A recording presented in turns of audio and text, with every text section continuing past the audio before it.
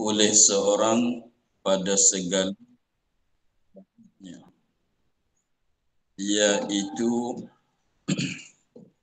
beribadat akan Allah Ta'ala, padahal seolah-olah kita melihatkan dia. Maka tiada patut bahawa berpaling kita kepada yang lainnya dengan batin atau zahir. Padahal mengetahui kita bahawa Allah Ta'ala itu melihatkan kita.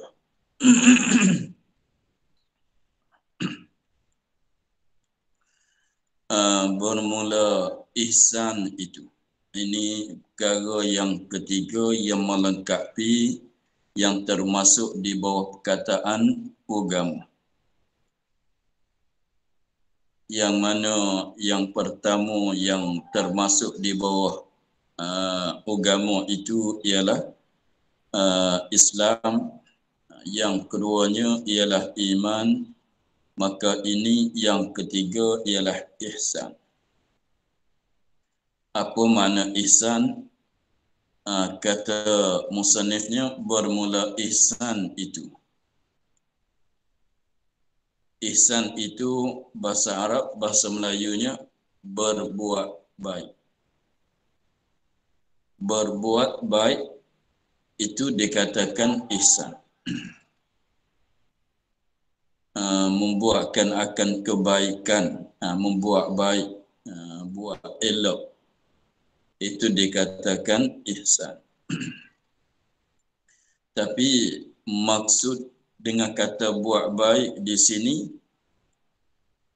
bukan semata-mata perbuatan kita buat jadi baik, jadi comel tengok, bukan begitu saja. Bahkan maksud dengan katanya ihsan, buat baik di sini ialah dengan bahawa ikhlas oleh seorang pada segala taatnya. Itu yang maksud dengan kata ihsan. Bukan semata-mata buat akan perbuatan yang baik dikatakan ihsan. Bukan maksudnya begitu. Bahkan maksudnya berbuat baik itu bahawa ikhlas oleh seorang, yakni seorang yang mukallaf. Oleh seorang yang mukallaf, bahawa berikhlas oleh seorang mukallaf pada segala taatnya, dan pada segala taat artinya pada segala ibadat. Jadi maksud dengan kata ihsan di sini ialah kita berikhlas, pada ketika kita buat amal ibadat kepada Allah Subhanahu Wa Taala, pada ketika kita buat amal taat kepada Allah Subhanahu Wa Taala. Itulah yang dimaksud dengan kata ihsan. Jadi ihsan itu dengan secara pendeknya, ihsan itu ialah berikhlas pada ketika amal ibadat. Dan iaitu ikhlas. Dan iaitu ikhlas artinya ihsan tadi. Beribadat kita akan Allah Ta'ala. Beribadat tadi dia kata pada segala taat. Padahalnya taat dan ibadat satu benda saja. Taat dan ibadat satu benda saja. Taat, sembahyang, contohnya sembahyang boleh dipanggilkan amalan taat, boleh dipanggilkan amalan ibadat. Boleh juga dipanggil nama apa satu lagi, qurbah. Qurbah pun dipanggil, ibadat pun dipanggil, taat pun dipanggil. Kalau begitu maknanya ikhlas seorang pada segala taat, apa maknanya? Iaitu beribadat kita akan Allah Ta'ala. Beribadat kita akan Allah Ta'ala. dengan mana-mana bagai ibadatlah. Beribadat kita akan Allah dengan ibadat sembahyang, dengan ibadat puasa, dengan ibadat membacakan Quran atau zikir-zikir dan lain-lain lagi daripada segala bagai-bagai ibadat yang sangat banyak. Kita beribadat kepada Allah padahal seolah-olah kita melihatkan dia. Kita melihat, seolah-olah kita melihatkan dia. Seolah-olah kita buat amal ibadat di depan dia. Kita buat amal ibadat di depan dia. Sekarang ketika kita buat amal ibadat tu, kita duk nampak dia. Kita duk nampak dia. Maknanya kita buat amal ibadat seolahnya kalau kita sembahyang di depan dia. Kita nampak dia duduk di depan kita. Seolahnya begitu.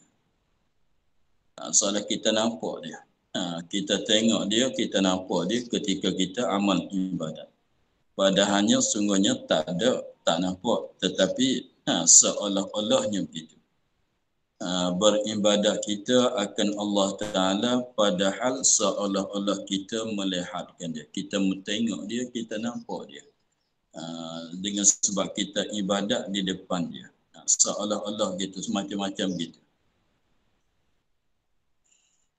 Maka tiada patut apabila kita beribadat, kita teringat seolah-olah Tuhan ada di depan kita, kita melihat dia, kita tengok dia, kita nampak dia. Maka tiada patut bahawa berpaling kita kepada yang lainnya. Maka tiada patut, tak sepatutlah bahawa berpaling kita orang yang beribadat masa kita ibadat itu, pada masa kita ibadat itu berpaling kepada yang lainnya, yang lain daripada Allah. Berpaling dengan batin, yakni hati, atau zahir anggota. Oleh itu ia katanya maka tiada patut, tak patut, tidak layaklah kita orang yang beribadat ketika sedang ibadat, ketika berada di dalam ibadat itu berpaling oleh batin, berpaling oleh hati kita kepada yang lain. Apa makna berpaling hati kita kepada yang lain? Dengan maknanya ibadat kita bukan kerana Allah, kerana yang lain. Kita sembahyang ini, kita baca Quran bukan kerana Allah, kerana kepujian manusia. Artinya kerana mana-mana asalnya lain daripada kerana Allah Ta'ala. Kerana nak sepakat dengan yang lain, orang lain baca Quran, kalau kita tak baca Quran jadi tak masuk dalam grup kita, kita pun baca padahalnya untuk nak meraih grup saja, untuk meraihkan kawan. Jadi mana kita baca kerana kawan kita, kerana grup kita, bukan kerana Allah. Maka itu pun tak jadi ikhlas. Walaupun tak ada nak kepujian, walaupun tak ada nak kepujian daripada manusia, tetapi dia buat amal ibadat itu untuk nak lepas daripada celaan manusia, itu pun sama juga, tidak ikhlas juga. Itu berpaling hati dia daripada Allah Subhanahu Wa Ta'ala. Begitu juga pada zahir anggota badannya. Pada zahir anggota badannya, tak layak juga, tak patut juga kita berpaling daripada Allah. Bukan berpaling belakang daripada Allah. Contohnya kita sedang baca Quran. Walaupun baca Quran dalam keadaan mana-mana sekalipun boleh, tetapi tak layaklah pada masa kita duk baca Quran itu kita berpaling anggota zahir kita, kaki tangan kita daripada yang lain daripada Allah. Contohnya kita baca Quran, mulut baca Quran, tangan sambilan tekan buka handphone, mata tengok telefon, buka internet. Tetapi mulut baca Quran, artinya mulut baca Quran, mata tengok kepada yang lain. Jadi maknanya tidak ikhlas juga, tidak betul benar juga. Tidak sebenar-benar kita ibadat kepada Allah. Sekiranya kalau sebenar-benar kita beribadat kepada Allah, hati kita tuju kepada Allah, anggota zahir kita pun tidak buat yang lain dah lah. Kita tak buat akan perbuatan yang lain sambil kita buat amal ibadat. Semacam tadi, kalau kita tengok dalam sembahyang pun gitu juga. Hati kita tak boleh lari daripada Allah Subhanahu Wa Taala. Dalam kita sembahyang kerana Allah, bukan kerana yang lain. Sekiranya kalau kita sembahyang itu kerana yang lain, itu maknanya kita berpaling hati kita daripada Allah. Dan begitu juga anggota zahir kita tak boleh kita berpaling daripada Allah. Tak boleh, kita tak boleh tak. Kalau buat begitu maknanya tak ada ihsan, tak ada ikhlas. Kalau kita kira dalam sembahyang, sekadar nak buka telefon, itu tidak membatalkan sembahyang sebab gerakkan anggota kecil. Dia buka, dia tekan dengan jari saja.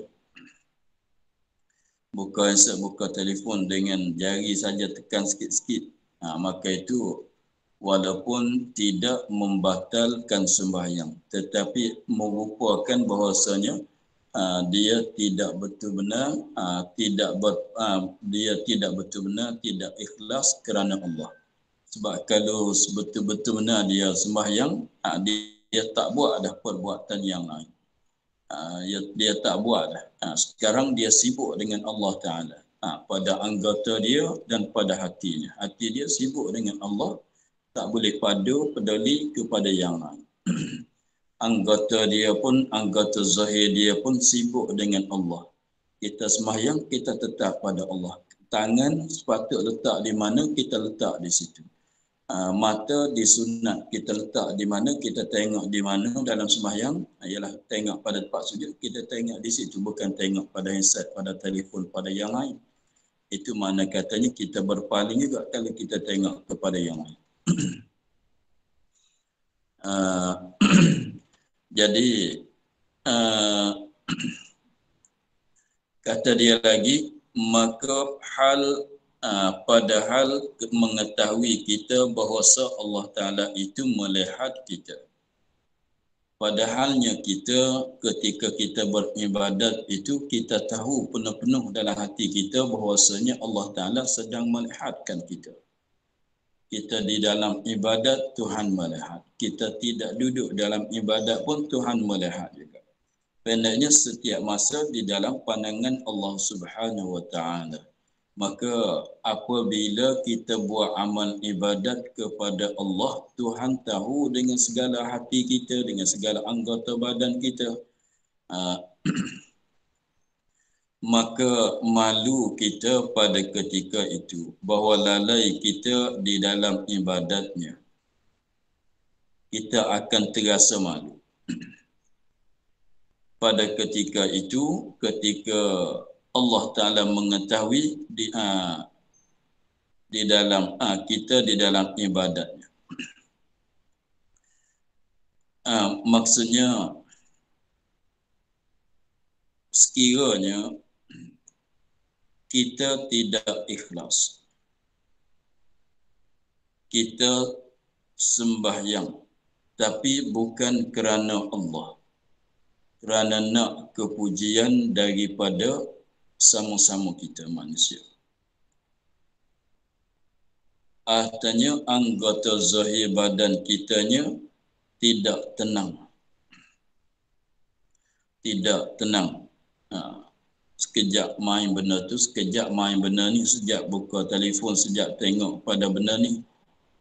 Maka padahalnya Allah Ta'ala sedang melihatkan kita. Padahal Allah Ta'ala melihatkan kita, Allah Ta'ala mengetahuikan hal kita, keadaan kita. Maka kalau kita teringat begitu, tentunya kita sembahyang tapi bukan kerana Allah. Allah tahu katanya kita sembahyang bukan kerana dia. Jadi bunyi ibadat nampak menghadap pada dia, ibadat untuk Allah, tetapi kita buat Mulut kita kata lillahi ta'ala, kerana Allah, tetapi pada hatinya tidak betul-betul dah. Bahkan hati dia tu kerana yang lain daripada Allah. Allah Ta'ala tu tahu bahawa kita ibadat kerana yang lain. Pada zahir kita ibadat pada dia, tetapi hati bukan kerana dia. Kalau tahu gitu, kalau Allah Ta'ala tahu begitu, kita kena terasa malu kita buat begitu terhadap Allah Ta'ala. Seolah katanya kita tipu-tipu kepada Allah Ta'ala. Kita kena terasa malu. Sekiranya kalau jatuh begitu. Begitu juga pada anggota zahir. Sekarang kita ibadat kepada Allah Subhanahu Wa Ta'ala. Sekarang kita duduk di dalam sembahyang, tiba-tibanya tilik pada hukum fiqh, adakah batal kalau kita buka telefon, buka internet sambilan dengan imam baca surah, baca Fatihah, kita buka internet, buka Facebook, masalah baca berita sambilan, maka itu tidak membatalkan sembahyang tetapi memalingkan kita daripada Allah. Kalau kita teringat, kita sedar bahwasanya Allah Ta'ala sedang melihatkan kita duk main apa dalam masa ibadat, kita akan malu. Lalu tu ditutupkan kita bahwasanya apabila kita duduk di dalam amal ibadat, mesti hati kita tupu kepada Allah Ta'ala dan anggota badan kita pun tidak kepada yang lain, hanya tumpu menuju kepada Allah Subhanahu Wa Ta'ala. Itu dikatakan ihsan. Itu dikatakan berbuat baik. Sebab tu di dalam hadis Sayyidina Umar katanya, yang riwayat oleh Sayyidina Umar tu, Jibril tanya Nabi, mal ihsan? Maka Nabi jawab, al ihsan an ta'budallaha, bahawa mengibadat oleh engkau akan Allah ka'annaka tarahu, seolah-olah engkau tu melihat akan dia. Kita ibadat kepada dia seolah-olah kita melihat akan dia. Seolah katanya kita ibadat di depan dia, dia sedang melihat kita, kita nampak dia. Apabila kita nampak dia buat di depan dia, tak tergamuklah kitanya nak buat benda yang tak layak, tak sepatutkan kepada Allah Ta'ala. Nak buat, kalau kita ingat katanya kita tengok dia ada di depan kita, kalau betul-betul begitu, nak garu apabila jadi gatal di mana-mana tempat di badan kita, nak garu kita rasa mana? Kita berasa tak tergamuk. Kita begitu sekejap gini, sekejap garu begitu, sekejap garu gini. Walaupun tidak membatal sembahyang, tetapi kita akan rasa tak tergamuk, rasa malu, rasa segan di depan nak buat begitu di depan Allah Ta'ala. Contohnya kita menghadapi pada orang-orang yang besar. Caranya begitulah. Itu dikatakan ihsan. Nabi jawab katanya, anta budallaha, bahawa mengibadat oleh engkau akan Allah ka'annaka tarahu, seolah engkau melihatkan dia. Wa illam taraka, walaupun pada zahir, pada sebenarnya kita tak nampak dia.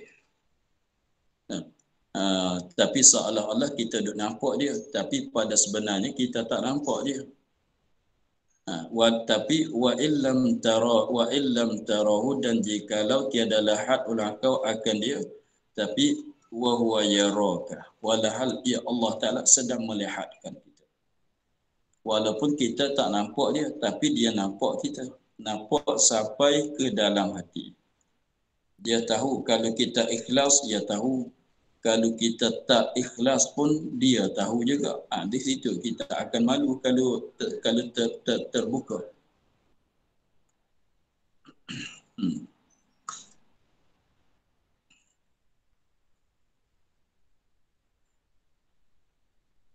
Habis di situ, itulah huraian tentang ihsan. Maka nak tahu mana yang terlebih lanjutnya, maka kita belajarlah di dalam ilmu akhlak atau ilmu tasawuf. Maka dia katanya, dan ihsan ini syarat bagi kesempurnaan Islam dan iman. Mestilah begitu. ini mana dia ihsan ini, ihsan dengan mana berbuat baik, maknanya beribadat kepada Allah dengan secara ikhlas. Ihsan dengan mana berbuat baik, buat baik dengan mana berikhlas kepada Allah Ta'ala pada ketika pada ibadatnya.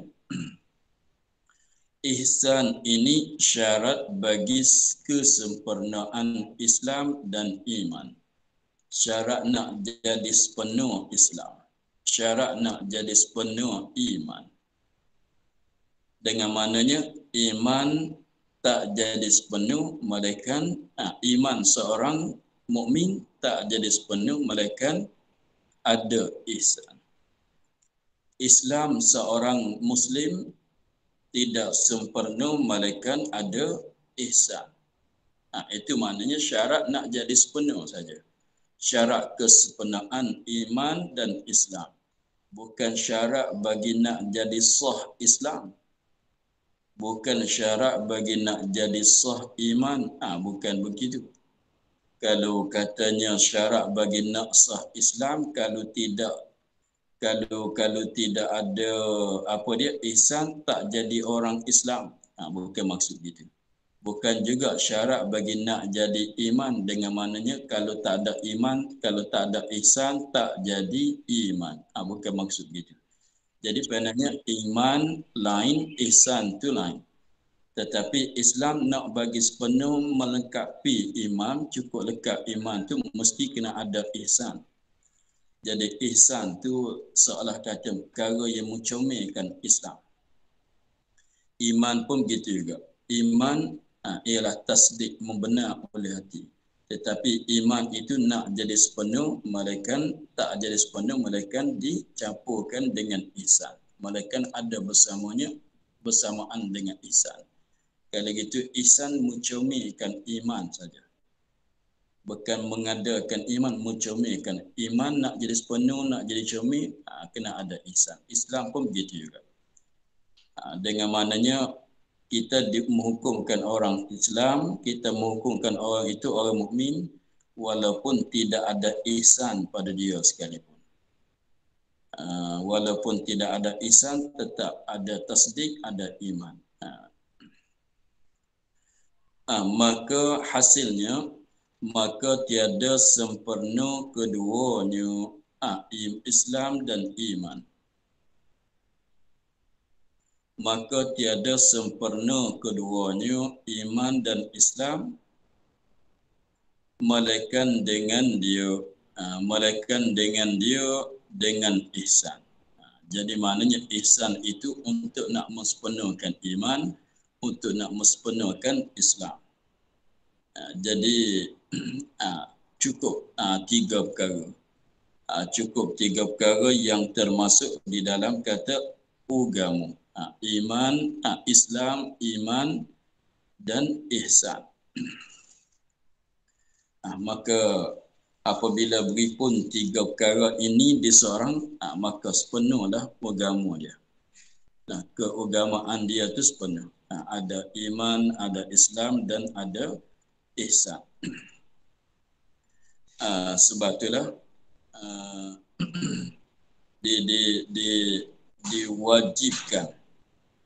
diwajibkan bagi kita orang mukallaf di dalam yang mana sebut dalam hadis katanya talabul ilmi faridatun. Talabul ilmi faridatun. Mempelajari ilmu, menuntut ilmu itu fardu. Tak kira orang lelaki, tak kira orang itu orang perempuan. Maka talabul ilmi faridatun, menuntut ilmu fardu ain, itu wajib. Ilmu manakah yang jadi wajib? Ialah ilmu tentang Islam, ilmu tentang iman, ilmu tentang ihsan. Dengan maknanya nak bagi sah iman kita, setengah pada rukun iman tu Islam, sembahyang, puasa, zakat, maka mempelajari akan sembahyang, mempelajari akan akan puasa, membelajar akan zakat, untuk nak bagi sah sembahyang, untuk nak tahu syarat dan rukun bagi sah sembahyang, dan untuk nak tahu apa perkara yang membatalkan sembahyang, maka itu jadi wajib. Maka itu jadi wajib fardu ain. Begitu juga begitu juga masalah apa dia, iman. Iman pun wajib kita belajar untuk nak mensahkan iman kita daripada segala akidah-akidah. Maka Islam, untuk nak sah Islam itu, maka kita kena belajar di dalam kitab-kitab fiqh, nak tahu syarat sembahyang, rukun sembahyang. Maka itu kembali kepada kitab fiqh, ilmu fiqh. Maka iman nak jadi sah iman, apa yang diwajibkan kita i'tikad, apa yang dilarangkan kita i'tikad, bab keimanan kita, maka itu kena belajar di dalam kitab kitab Usuluddin, kitab Tauhid. Dan ihsan tu pula kita kena untuk nak apa ni, kena belajar juga akan ilmu tasawuf. Bab ihsan tu kena belajar juga supaya apa, supaya kekal pahala yang kita dapat, supaya dapat pahala daripada ibadat kita, dan juga supaya pahala kita tu tidak hancur, tidak rusak, tidak terhilang, sehingga kita dapat balasan baik dengan pahala, dengan ibadat kita pada hari kiamat. Jadi maknanya dalam hadis tadi katanya talabul ilmi faridatun, maka melengkapi tiga ilmu inilah. Talabul ilmi dengan secara asalnya tiga ilmu inilah.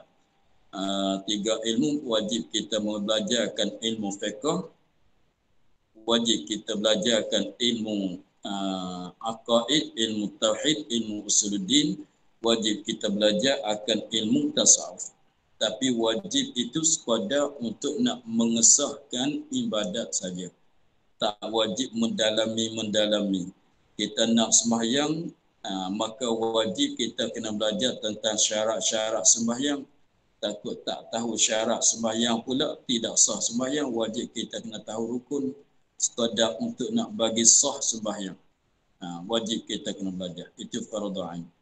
Begitu juga untuk nak mengesahkan, pada nak mengesahkan pegangan i'tikad, wajib kena belajar ilmu usuluddin. Walaupun tidak mendalami pun tak ada masalah. Jadi wajib kena tahu. Kalau lebih lanjut, lebih panjang, itu masuk dalam fardu kifayah. Begitulah ilmu tasawuf pun wajib kita belajar untuk nak mengekalkan pahala, untuk nak jadi ikhlas, untuk nak dapat pahala, untuk berguna ibadat kita sampai hari kiamat. Itu kita kena belajar ilmu tasawuf. Itulah tiga perkara yang mesti kita kena tahu, mesti kena ada, ialah iman, Islam, iman dan ihsan. Bila cukup tiga perkara, maka sepenuhlah agama bagi seorang.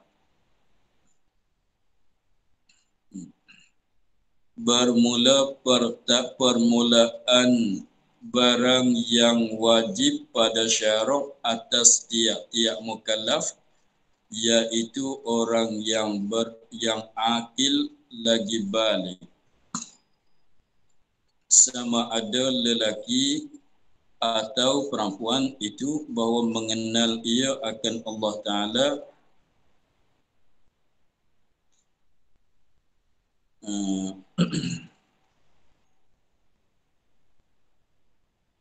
kita sentuh sikit masalah di sini. Tengok, permulaan barang yang wajib pada syarak atas tiap-tiap mukallaf.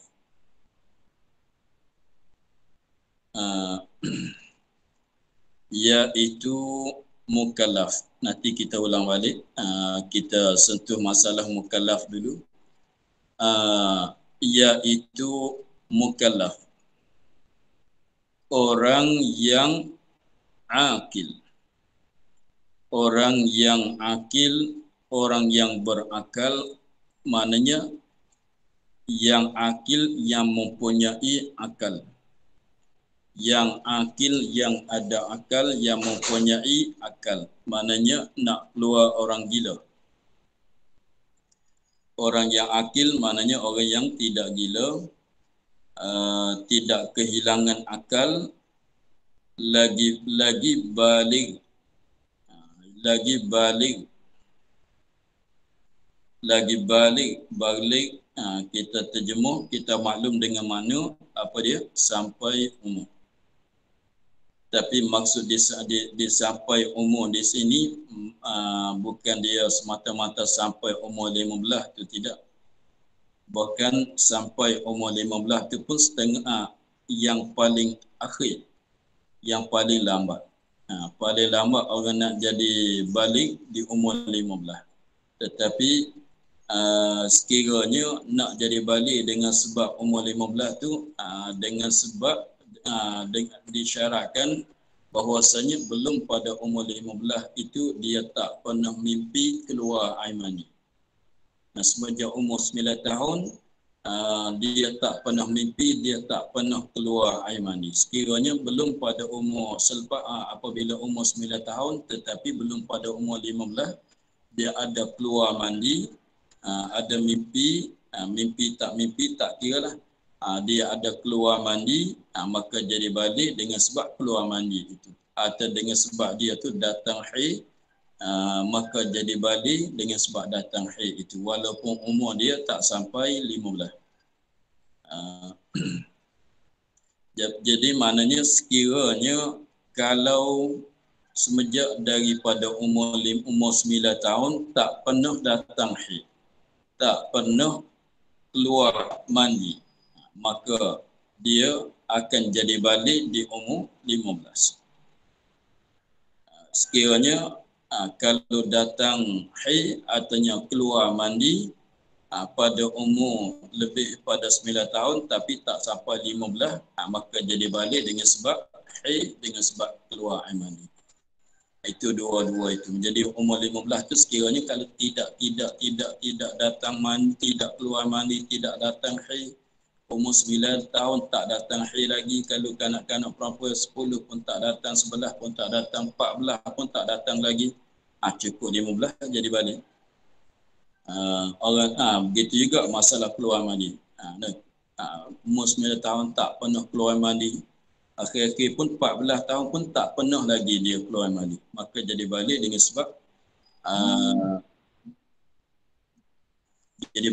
sebab sampai umur 15 tahun. Itu dikatakan orang mukallaf. Jadi nak jadi mukallaf mesti kena berhitung dua perkara. Nak jadi mukallaf, nak dipanggilkan orang mukallaf, kena berhitung dua perkara, ialah orang yang baligh, orang yang berakal. Maka itu apabila berhimpun dua perkara ini dipanggilkan orang yang mukallaf. Sekiranya kalau ada mana-mana satu saja maka tak dipanggil orang itu orang yang mukallaf. Dia berakal tetapi umur 8 tahun. Itu tak panggil mukallaf. Dia berakal cerdik tetapi belum baligh. Tak balik lagi, maka tak panggil orang tu orang yang mukallaf. Begitu juga umur dah 20 tetapi tidak mempunyai akal, tak berakal, maka bukan orang yang mukallaf juga. Jadi nak jadi mukallaf itu mesti kena berhitung dua perkara ini. Itu dah maklum. Kemudian siapakah yang dimaksudkan dengan orang mukallaf? Ia katanya sama ada lelaki atau perempuan. Sama saja orang yang tadi lelaki atau perempuan. Lelaki pun boleh apabila akil balik jadi orang mukallaf. Perempuan pun begitu juga. Lepas tu dia kata orang yang akil. Sebenarnya jin pun juga dikatakan mukallaf juga. Tetapi jin tu pelik sikit bahasanya dia tu jadi mukallaf semenjak lahir. Jin jadi mukallaf semenjak lahir. Kita semenjak lahir tak jadi mukallaf lagi. Tapi jin jadi mukallaf semenjak lahir lagi. Semenjak apabila dilahirkan, apabila dilahirkan maka jadi mukallaf dah dia. Maka wajib dah sudah lahir, sudah beranak, sudah dilahir, wajib sembahyang, wajib apa semacam kita lah dia. Sebab yang mukallaf umat Nabi Muhammad itu dua bagai, jin dan manusia. Mukallaf ada dua bagai, jin dan manusia. Iaitu maka di sini sebut orang itu mengikut walid kita tiga masalah manusia lah. Tapi kalau tidaknya mukallaf melengkapi jin dan manusia. Maka itulah lebih kurang masalah orang mukallaf. Maka untuk pagi ini kita tamat dulu pada katanya bermula permulaan barang yang diwajib. InsyaAllah minggu depan kita sambung di situ bermula permulaan barang yang wajib. Untuk pagi ini wallahu a'lam, alhamdulillah rabbil alamin. A'udzubillahi minasyaitonir rajim. Bismillahirrahmanirrahim. Alhamdulillah rabbil alamin. Wassalatu wassalamu ala asyrafil anbiya'i wal mursalin wa ala alihi wa sahbihi ونور كل من كالكريم خالصة لوجهك الكريم استغفرك ما قرأنا وما حفظنا وما سمعنا فارد علينا وتهدينا سبحان ربك رب العزة عما يصفون والسلام سليم الحمد لله.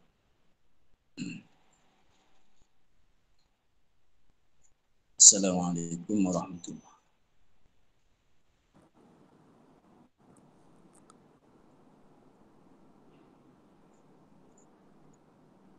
Terima kasih, Abah. Ya, sama-sama. Terima kasih, Abah.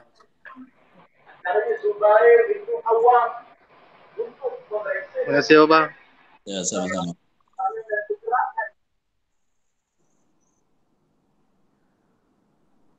Ustaz ke mana? Ke office, Abah, ke office. Depan dia. Apa, Abah? Jumaat boleh jalan. Jalan-jalan? Jumaat. Boleh semayang? Boleh, Abah. Boleh 1,500 orang.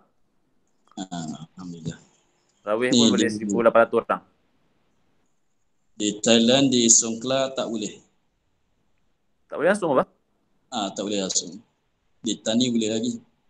Tu yang tengok kat masjid Tani tu penuh sampai ke luar-luar tu. Dia punya sembahyang tarawih tu. Penuh sebab jaraknya 1 meter. Sampai keluar pagar saya tengok tu.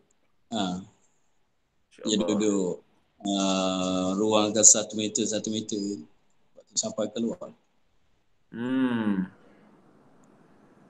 Ramai Yalah, bila jarak tu tapi dia tak ada had lah. Dia tak ada had. Tak ada had. Macam kita kat sini jarak, lepas tu ada had. Jadi tak adalah sampai keluar. Muat dalam masjid je. Kat sana tak ada had je. Kalau di Songkla semua Jumaat tarawih ditutup tu. Tak ada Jumaat, tak ada tarawih. Mana tarawih kat rumah macam tak lepas. Kes tinggi kot sana, Pak? Sebab tinggi banyak. Yakin semua melainkan ada dua wilayah saja yang dua negeri saja. Dua wilayah saja yang tak kena, tak ada. Semua ada. Di Tani pun ada juga tapi tak ramai. Sebab tu tak ditutup. Tak tutup lagi. Sejak bila tutup tu, Pak? Jumaat minggu lepas dah tidak ada di Songkla. Jadi sebelum tu boleh lagi? Awal Ramadan. Sebelum tu boleh lagi? Boleh lagi. Dalam seminggu. Minggu lepas. Awal Ramadan tu, Jumaat awal Ramadan. Yalah. Ditutup lah. Dia tak awal lah. Dia takut dia bila puasa kau orang lagi ramai datang. Di masjid juga tempat-tempat lain pun dia ketat juga, Abah? Semua. Semua tempat lah? Semua tempat.